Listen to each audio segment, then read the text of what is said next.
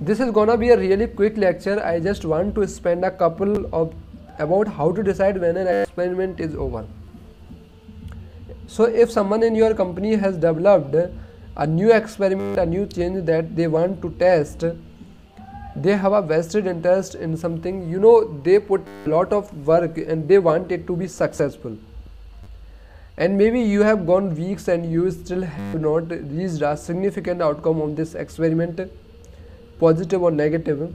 They are going to want to keep running it pretty much indefinitely, evenly, so a positive result. It's up to you to draw the line on how long you are willing to run this experiment for. How do I know when I am done running an A/B test? I mean, it's not always straightforward how long it will take before you can achieve a significant result. But obviously, if you have achieved a significant result, your p-value has gone below 1% or 5% or whatever threshold you have chosen, you are done.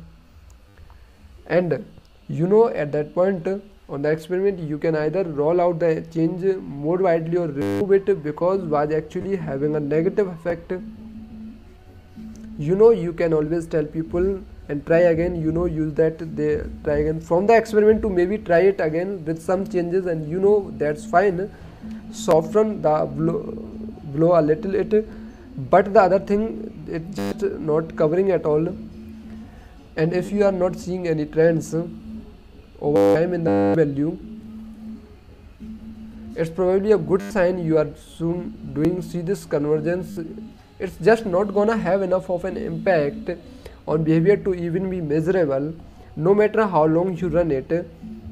So what you want to do is every day plot on a graph for a given experiment the p-value, the t statistics, whatever, to measure the success of the experiment.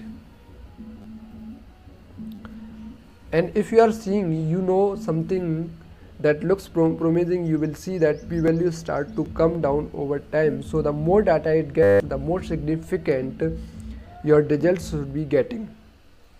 Now if you see instead of flat line or a line that's all over the place, that kinda tells you that value is not going anywhere, and it does not matter how long you run this experiment, it's just not gonna happen. So you need to agree upfront that in the case where you are not seeing any trends in p-values, what's the longest you are will to run this experiment for? Is it 2 weeks? Is it a month? Keep in mind that having more than one experiment running on the site at once can conflict your results. So time spent on experiments are a valuable commodity.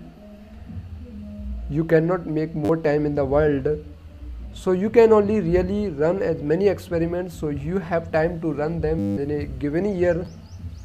So if you spend too much time running one experiment that really has no chance of converging on a result, that an opportunity you have missed to run other potentially more valuable experiment during that time that you were wasting on this other one.